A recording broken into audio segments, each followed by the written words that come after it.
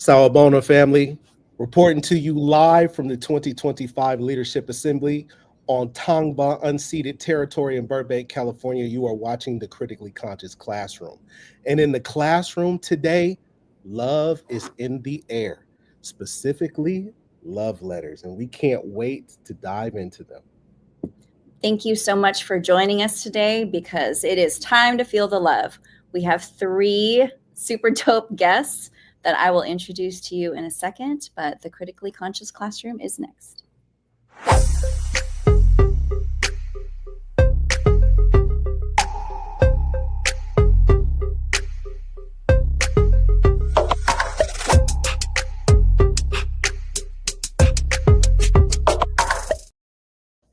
Microphone check 1 2 1 2. Class is in session. We are so excited for you to be here. I just want to add a little note. Last time we had some hiccups with the chat. If you are watching us on YouTube right now, you have to log into YouTube in order to chat with us. Today is going to be a little bit different. As I mentioned, we are recording not in our classrooms, not in the AXA offices, but on site here in Burbank. But we have some special guests with us today. So just want to mention, we will not be going through our land acknowledgement. We won't really be tapping into the chat like we traditionally do because we have three guests here today, and we want to give them as much time as possible. Just real quick before I toss it to Dr. Noriega, this show will be treated more so like a panel. So we will be offering questions. Each panelist will be responding for about a minute and a half, 2 minutes, and we'll build the conversation from there. But again, very excited about this conversation and so grateful and happy to have you all with us today. Thanks, Anthony. Yes, so we're here, Leadership Assembly, our governance meetings, delegates from all over the state, all of our 19 regions. It's also where we say our thank yous and kind of goodbyes to our past president, our president, also in state, you all voted, your delegates voted for, our new vice president. So congratulations to Dr. Roxanne Fuentes, who will be joining us. She's going to be our vice president. Dr. Daryl Camp is going to be our incoming president for 25-26. And a huge amount of gratitude for our president, Rafael Plasencia, who really brought in this specific conversation about mental health and wellness, right? And how we as administrators take care of ourselves. We also are going to miss Superintendent Parveen Ahmadi, one of my mentors. She's a powerhouse, but you might not see her in the governance space, but we'll definitely be seeing her around. So we want to take attendance though, right, Anthony? So if you're in the chat, if you're here, then, light up that chat. Shout out to Neri, always first. Neri, always. Shout you out. 3. You go, Neri. Thanks, Michelle. Yes, Region 8, San Jose, representing. All right, Bay Area. Yeah, Region 5, here we go. The Bay, what can I tell you, right? If you're from the Bay, you know what's up. And these folks are from the Bay. So I get to give a few flowers as we bring them on. First up is Dr. G. Reyes. I met G, a number of years ago when I was up at a conference at Cal State East Bay. And G was on the mic and I was like, dang, who is this cat? I need to know him. And G, I don't know if you remember, but there was like these horrible Post-its that were happening, like getting placed on your door. And I was like, no, we need to connect. We need to connect even more because this can't be happening, right? I've had the great opportunity because of G, to meet Orlando Carrion, a professor from Sonoma State. We've been able to be on a few panels together with Dr. Joaquin Noguera. You all know Joaquin. We've been presenting at a few conferences. And if you remember, I was at ERA, right, the American Educational Research Association conference. And G, Orlando, Joaquin, and I were on a panel together talking about ethnic studies leadership. And Dr. Pedro Nava, man, thank you so much for being here. We have to work together soon is all I got to say. But we just are super grateful that you all are here today. And we're going to talk about these love letters, right? So that's what we've been saying. It's time to feel the love. All right. Jose, oh, look at that. Hi, Dad. Oh. Yeah, oh, that is not my daughter's name. So let's. It's But yeah, shout out to my daughter, London. Yes. okay. First up. So Gia, maybe you can take the lead on this first question. What compelled you to frame these letters as love letters to K-12 educators? And what does love mean in the context of this current socio-political moment in education? All right, I'm gonna follow Anthony's lead and do a microphone check. 1, 2. What is this? Dope educators getting down to business. Come on. Yeah. I'm coming over here from Irjin, land of the Ohlone, up in the East Bay. And so when I think about, thank you for this question, and thank you also for the invitation for us to build with y'all here on this platform. I think part of answering this question is asking what is the antidote to hate? Part of answering this question is what are the antidotes to trauma, to oppression, to war? And really thinking about this idea about what really is love.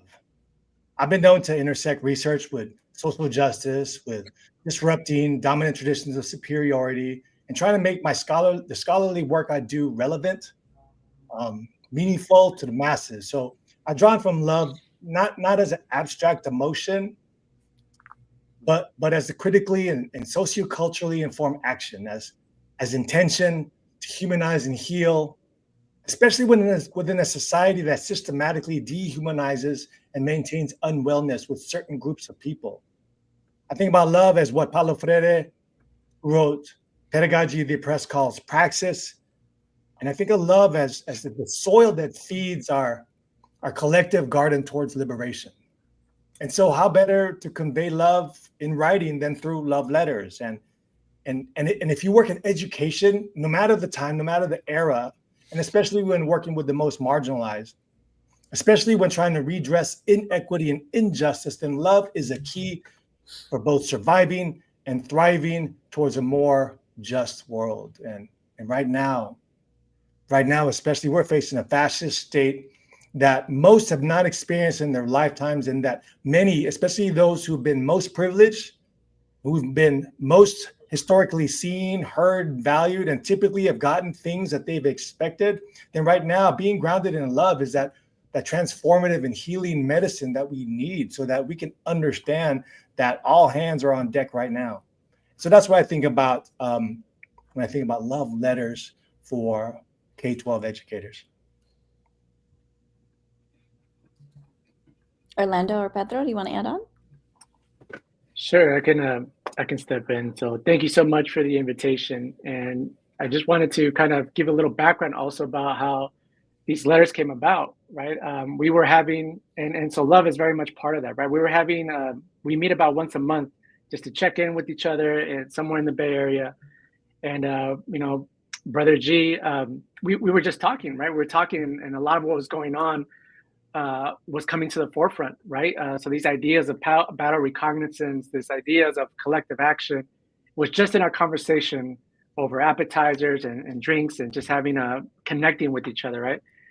And, you know, I have to give it up to like Brother G, like he's kind of like a real life transformer, right? 1 minute you're at this place and then the next moment you're at a conference presenting and then the next moment you're at a podcast, right? So he's a real life transformer. He could make that, right? So, and then the other part is like, you know, he asked us, hey, you know, someone reached out to me about writing some letters. Would you like to be a part of it?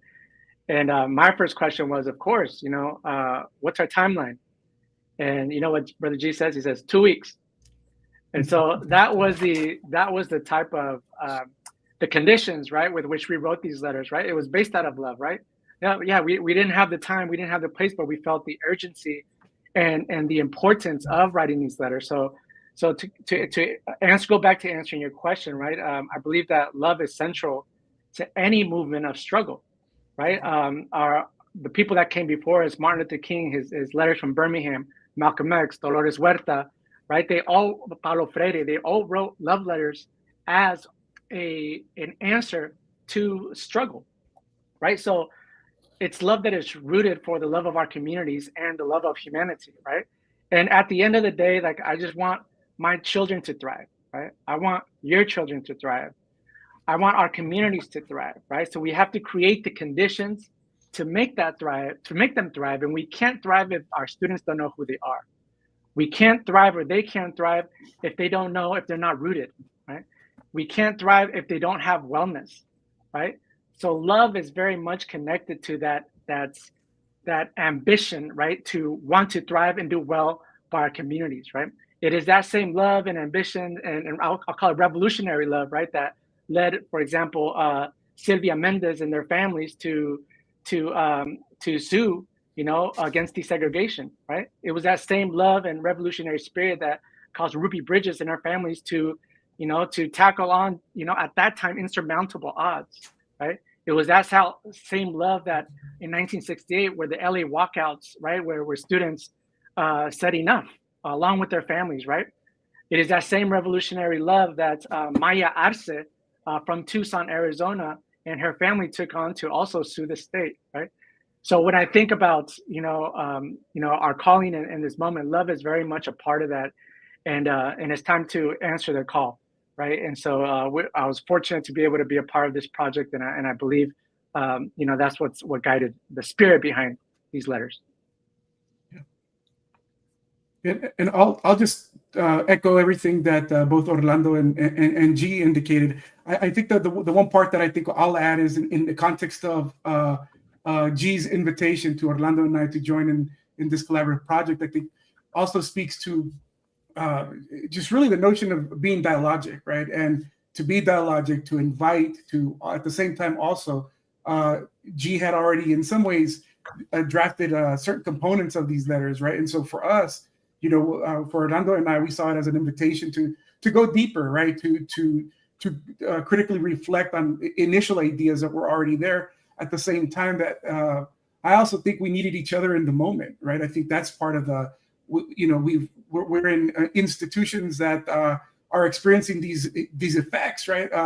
In very similar but also different ways by virtue of the resources that are available at those institutions. And so I think thinking about it in that way, what it does is it makes us in some ways stop, reflect, and think about those elements that we do have in place to try to harness the resources that we have to push forward. Yeah, thank you all for really setting the tone for this conversation and really letting us know where both your minds and your hearts were as you all were producing these things for all of us. But I want to switch gears a bit, and this question is for you, Orlando. So in your letters, you all make reference to the idea of battle recognizance. So the question for you is, how can educators become more aware of the terrain they are working within without becoming overwhelmed or immobilized? Yeah, that's a great question. Thank you so much for raising that up. And I think that we have to start with assembling your team, right? I am so fortunate and I'm so grateful that I can, for example, call on these brothers, right? When I'm struggling with something, right? When I'm on the fence about something, when I don't know the answer to something, right? Is to be able to call my community to say, hey, I need some support here, right? I often, have those moments, right? When I need a call, send out the bat signal, and to have brothers like G and Pedro to be able to talk about this, right? It is highly critical, right? That we do things in community. The other thing is so to make sure that you're assembling your team wherever you're on campus, whether you're at a school district, is that team of co-conspirators that's going to acknowledge you, remind you, validate you, remind you who you are, right? And to remind you that you can solve these problems together, right? I think we have to move away from this, this leader that kind of comes in and changes stuff, right? That's not the way it works, and that's not how we're gonna win these battles, right? These battles are gonna be won in a collective, right? With other people, right? Because it is in that community, it is in that collective that I'm able to let go of any fear that I have, and I breathe in Pedro Nava's courage. I breathe in G. Reyes' hope, right? And that inoculates me, right? To say, oh yeah, I wasn't crazy for thinking that we should be going this way. That's right. It reminds me that we have done this before, right? Because it's the fear and the tactics that are being used that you feel immobilized, that you feel like you don't have any tools, that you feel like, oh man, I'm in square one. We're not in square one. I just listed the people in our history that did these very much these acted with revolutionary love and struggle for us to be where we are today, right? So, being in community with my brothers and the rest of my community, I'm reminded of those struggles, right? So this is not just like people talk about the next 4 years, right? Like, we've been doing this for 7 generations, right? And so we stand on those shoulders, and so we kind of we've been waiting for this moment. We've been preparing for this moment, and the moment is here, and we're just going to continue the work. So those are just my 2 cents right now. G. Pedro, anything else you want to add to that?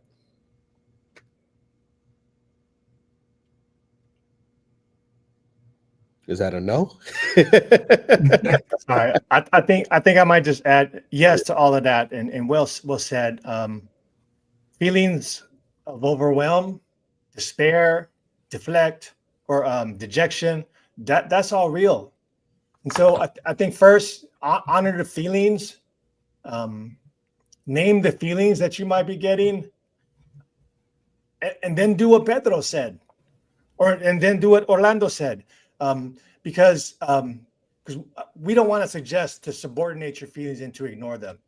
Overwhelm is real. We get them all the time. We've dealt with overwhelm in a variety of different ways, especially when work piles up. But this is a different kind of overwhelm. It's similar emotional response. So attend to the emotions and then do the thing that Orlando said. I would just add the way these 2 brothers kind of echoed in that element is really, again, just the reframing of how we understand the struggle. And I think in part, the challenge right now is that, again, the more we go digital, right? Like the beauty of these technologies is that they allow us to communicate across various geographies and distances and so forth. But the challenging element of it is that we're also so overly saturated with information, sometimes very important and significant information, and other times these distracting kinds of medias, technologies, and other kinds of things that oftentimes keep us from connecting with one another. And so I think this is an important time and an important moment for us to take stock of who is in our circle of support, right? Who do we need to connect with? In what ways can we, even if it is through these mediums, right? How do we connect and do it in conscientious ways? Because I think that in the larger backdrop is really a long history of, the last 30, 40 years of the economic context that, for lack of a better term, really is stretching us thinner and thinner and thinner. I know we're located here in the Bay Area, right, which is on the one hand one of the wealthiest places on earth, and at the same time one of the places that you see some of the starkest inequities, right? And I think all of this, in some ways, is a current contributor for our educators, right, who are getting their $300, $400 tax write-off at the same time that these billionaire, somebody like Elon Musk can sell his company to himself and take an $11 billion loss on taxes, right? And so it really kind of speaks to the on the one hand, kind of these also macro issues that impact us in the micro everyday ways of what we can afford, what we can't afford, having to pick up extra jobs, stressing out over the childcare expenses, the rising rents, the shutting down of some of our public infrastructure, right? And so those kinds of things, I think, are continuously stressing us out. But I think, to G and Orlando's point, is how do we begin to reframe those as opportunities for us on the broader collective, right? We might see some folks as potentially on the same political aisle as us, or potentially on an opposite side, right? But in that spirit of love that we're talking about in these letters, I'm a firm believer that they also want to see these public goods, public services, accessible to all, right? And I think in the larger conversation, I think reframing some of the ways in which we've been divided, right? I think in these artificial divisions, right? I think that's part of this cognitive restructuring that we talk about in the letter, in part, right? How do we reframe these issues on the one hand, externally for others, but also internally for us to not feel overwhelmed in the moment for things that have been accumulating over decades, for that matter. Pedro, I appreciate how you're making all of these connections, right? When we think about these attacks on education, they're not just on education, right? They affect us on so many levels. And the idea here is that we really need to be critically conscious about everything that's happening to us.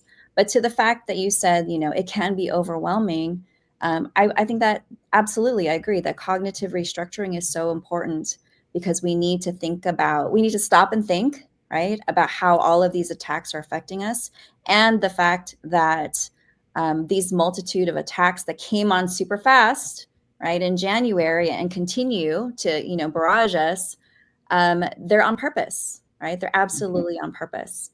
A number of us today, you've all talked about being in community, finding your family, finding your team, who is it that's going to support you? I believe all of the speakers that we've had so far has supported that theme, because we do need to find each other. And that's one of the reasons why Anthony and I started the show, right? So that folks can find community in these conversations. They can, feel a lot, not just a little, but hopefully a lot of hope from these conversations. So when we talk about this idea of cognitive restructuring and then being aware of what is happening around us, one of the first things that we got hit with was this ban of words, right? So Pedro, I'm gonna give this to you to start, and then Orlando and G, please add on. How do you make sense of this targeting of words like diversity, equity, inclusion, which Anthony and I both have in our titles, and we're keeping? What's at stake when language itself becomes censored, policed, controlled? Yeah, great question, Tracy. And I think that it speaks to a moment in time, right, that has opened up a political opportunity for groups, right, that have been waiting for a time to push back on a lot of the gains that came about in the 1960s and the 50s from movements for liberation at that time, right, the Civil Rights Act and affirmative action efforts at that time that were seeking to finally break ground and create opportunities for marginalized communities, for people of color, for folks with various disabilities or other elements, for women, for that matter, to gain entrance and representation into our institutions, into the broader fabric of our society, right? We have to remember that prior to that time, these were all citizens of this country, right, that were paying taxes, that weren't necessarily included into the broader public infrastructure in terms of public universities, K-12 education, for that matter, right? And we can sit back and say, oh, well, that's 50, 60 years ago, right? But the truth of the matter is that we basically had a small window of time where some of these gains, right, of this diversity, this equity, this inclusion, and we can even make an argument that it could have gone much further than it actually did, right? And so the way that I see the attacks is I see it. It's not coming. It's coming at a particular political moment where, again, those folks, the folks with the most resources in our society, right, are in a position where they find it more politically expedient, right, to say, hey, look, these folks are actually taking your position, they're taking your job, rather than for us to focus on as a collective in the ways that they're amassing unimaginable amounts of resources, right? Where in this present day and age, right, people are taking vanity rides on moon trips, right? At the same time that the actual effective tax rate that the wealthiest in our society should be paying has been going down exponentially, right? And when those resources dwindle, those are resources that we utilize to fund our schools, to fund our public services, to fund all these different our healthcare and so forth. And so we get caught on deficits and the easy solutions, right, and the attacks, right, in terms of when we use words like diversity, equity, or inclusion, is that in a framing of a problem in a context of scarcity, right?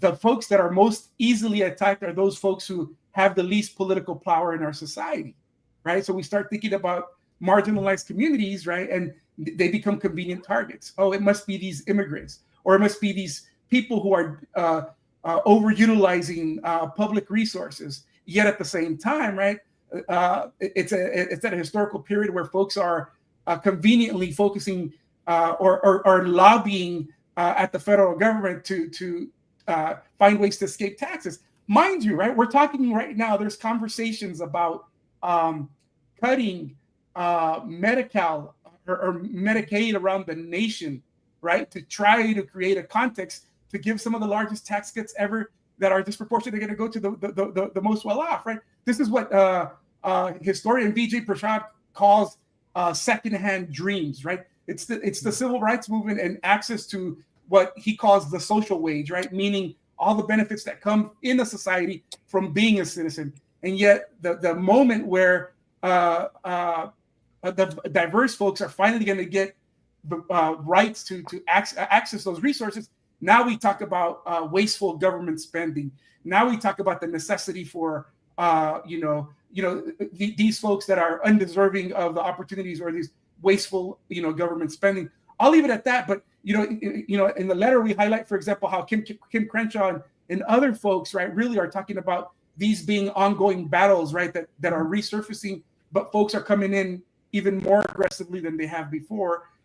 And we are missing out on things like public parks, for example, right? We have park rangers and the infrastructure of our public park system actually through Doge and other things having massive amounts of layoffs, right? Supposedly in the context of government savings, and yet at the same time, our public parks and other recreation areas are generating billions and billions of dollars. So why cut something that's going to put you in the positive instead of things that supposedly would save you money, right? I'll stop there because I think I'm framing it really macro, but those macro elements really trickle into the everyday experiences that our young children and school leaders have in school and classroom spaces. Go ahead, Orlando. Yeah, so thank you, Pedro, for that framing. For this question, like you asked, what is at stake when these words are removed? And we were trained, and to think critically and in critical pedagogy, right? And one of the first things that Paulo Freire and Donaldo Macedo said is that to understand a problem, first you got to name it in the most direct way possible, right? So you have to be able to name the problem in order to understand the problem, in order to be able to begin to find solutions to the problem, right? And what happens, when that happens, right? If we're not able to name that problem, then we think that life is just the way it is, right? Oh, I feel this way, but I don't know why I feel this. It must just be me, right? I remember when I was in my early 20s and getting my credential, my teaching credential, way many moons ago, and I was taking a class by Lilia Bartolome, and it was as a young person, sometimes like you find ways that you have questions that you don't know how to ask them in class. So I pulled her aside and I said, Dr. Bartolome, sometimes she was talking about cultural identity and bilingual education and what happens to your identity when your language is not honored. And I pulled her aside and I said, what, it's kind of resonating with me. And I remember I was, a young person, right, trying to figure these things out. And I told her, sometimes when I'm in the lunchroom or I'm in the all staff meeting room, like I don't express my ideas. I kind of shrink a little bit.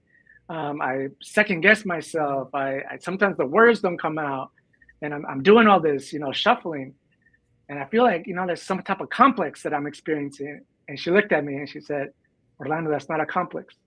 It's subordination." Mm-hmm. Right? And it was that language, that one word, right there. It was that language that reminded me, like it was like a lightning bolt, right? Oh, it's not just me, right? This was created. The conditions were created to feel this way, to feel inequity, right? Others have called it double consciousness. Others, have called it. Donaldo Macedo used to call it cultural schizophrenia. All these things. So if we can't name it, then it just be our problem, right? And if we can't name the problem, guess what else we can't name? is a solution. We can't name our liberation. We can't name, how do I become fully human if I don't first understand and able to analyze the problem, right? So that is what is at stake, right? When we're thinking about removing this language, it is our ability to be free. And I have nothing to add. That was perfect. Thank you both.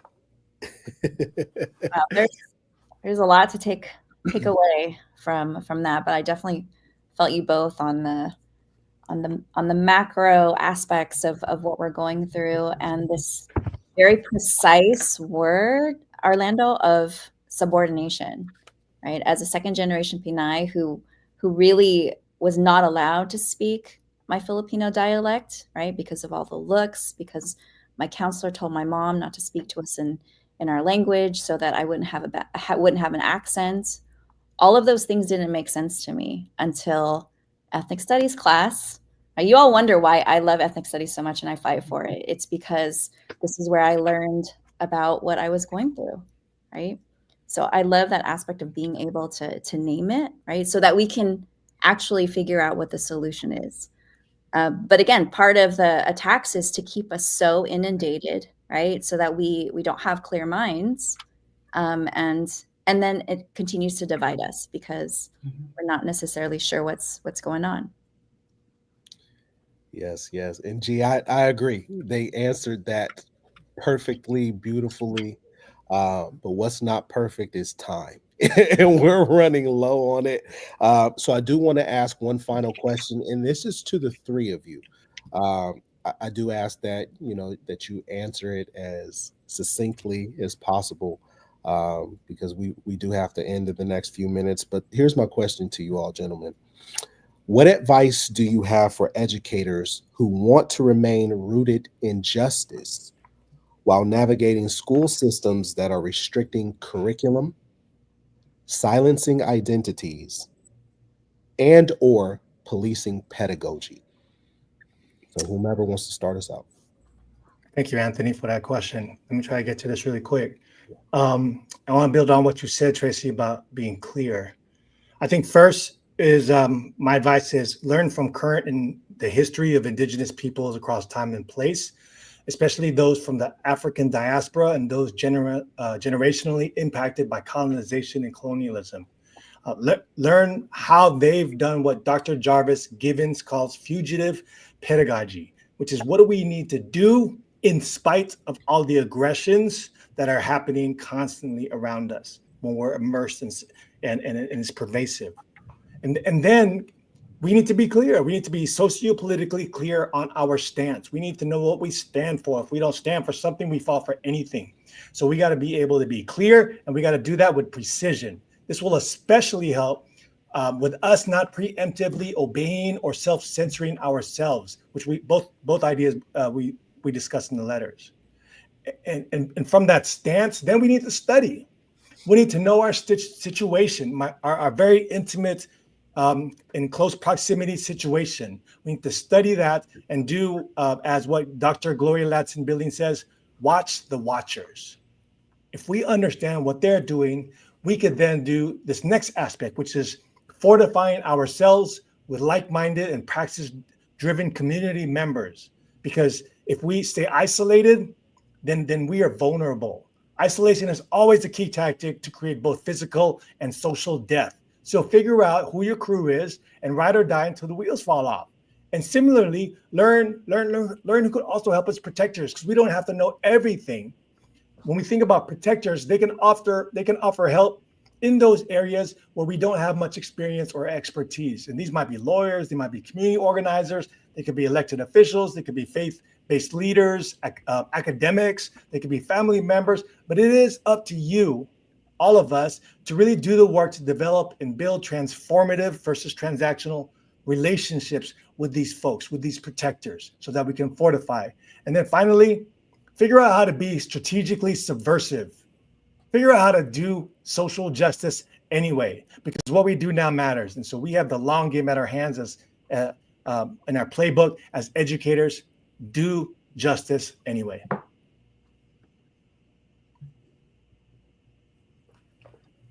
I'll step in, and If I could leave the educators and educational leaders with anything, is that young people are sacred and a blessing. I'm gonna repeat that: young people are sacred and a blessing, and we have to start there, right? And if we can't agree on that, then I don't think we can call ourselves educators by any definition, right? Or educational leaders, right? If we can't all agree on that, right, that we lost our moral compass, right? And it's time to do something else, right? But it's our job to create the conditions for our young people to thrive, to blossom, to be able to do the things as the Creator intended them to. So that's it. Well stated, G and Orlando. And I think what I'll add is I'll just add the context of in one of his texts, Paulo Freire with Henry Giroux in a dialogue on higher education. Freire was asked a similar question, right? And he talked about the notion of oftentimes conforming and recognizing that for what it is, but also recognizing the position that we hold within institutions. And while there may be pushback right now, that restricting and that policing, a lot of us also have a lot of institutional, what he called deviation credits, right? We have a lot of built up credit over years of working hard, of showing up for community in spaces. And his suggestion was we have some deviation credits that we can use to push up against the boundaries, right? And stretch them. And yes, when you start feeling the heat back, then start pushing, letting go back again, but engaging in that kind of back and forth, right? Burn those credits. What are we storing them for, right? And so that whole idea is just keeping in mind that sometimes the immobility oftentimes prevents us from even beginning to engage, right? So if you have those credits, use them up. And if not, build them up so that you can eventually use them up as well. So Those receipts definitely come in handy. I just want to thank you all, especially one for being here and truth telling with Anthony and I, right? Talking story, sharing your insights, those love letters. I know meant a lot to everyone that has read them and will hopefully, read them. I know I've come back to them myself in the last, few weeks as, again, little pieces of hope. I also want to say that I thank you for being in the positions that you're in.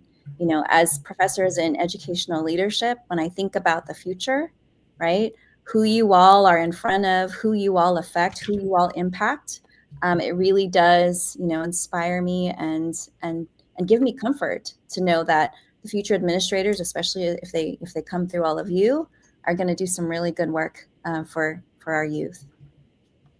Thank you. And I'll say this to you all as well. I really appreciate the letters. I appreciate you all showing up today. But I want to leave you with a quote that I found. It says, "A real love letter is made of insight, understanding, and compassion." So I appreciate the three of you all for bringing that to fruition. Love. Thank you, brother. Thank you. Thank you, Yes. Thank you, Tracy. Thank you all. All right. Well, that was great, but we got to go ahead and close this thing out. So just real quick, shout out again to Dr. Daryl Camp, Parveen Armadi, Rafael Placencia, our past president and our past president, Dr. Camp, obviously our new AXA board president. Congratulations to Dr. Rennie Rickard for being our president-elect. And again, congratulations to Dr. Roxanne Fuentes for being our AXA vice president. Shout out to everyone who was able to make Lead with Pride last week. It was a great event in Anaheim. If you missed it, you missed out. But I do want to mention next month, at the end of the month, starting on the 23rd, I believe the 23rd through the 27th. Is that right, Dr. Noriega? We're going to be at our Summer Leadership Institute. This year, it's at the University of La Verne. So shout out to them for hosting us. This is, again, like I said, the spot where we have new assistant principals, new principals. Maybe you have a new team at your school site or your district, and you want to get some just very pragmatic, but also, right, this idea of who you are as a leader. So we've created an amazing program to support you in understanding who you are as a leader, who you want to be, how you want others to experience your leadership. Of course, we're bringing in all of these principles, right? This critical consciousness to the programming for our future leaders, because it is super important. So be there. We want to see you there. And we actually have a number. Do you want to give a little preview about who might be coming up next? Well, you might have to catch us on social media because but we will have just real quick, since you brought it up, we will have Rafael Placencia coming up next. We will have Julie Vitale coming up in the month of June. Obviously, we'll have Daryl Camp coming up. We look forward to having Dr. Edgar Zazueta coming into the classroom as well. So we have pretty jam-packed summer. So, and speaking of the summer, if you have not already signed up, subscribed, set your notifications for the Critically Conscious Classroom on YouTube, we need you to do that. Also, if you don't have a YouTube account, create one, because we want to see you commenting back and forth. We want you to be a part of the classroom and the discussion. Dr. Noriega, before I close us out, any last thoughts? Just take care of yourselves, everyone, right? We need to make sure we get our rest. We need to make sure that we are thinking clearly. You all need to find your community, your ride or dies. Yeah. I think everyone has said that so far. So I just want to reiterate that. And I will end us the way that we started, in love. So I just want to send a lot of love, a big shout out to all of the mothers. So I will say this in advance. Happy Mother's Day. I hope you all enjoy your weekend. Dr. Noriega, happy Mother's Day. Happy Mother's Day to every mother out there under the sound of my voice. And we will go ahead and close this out there. We'll see you in 2 weeks on May 22nd. Peace. Peace.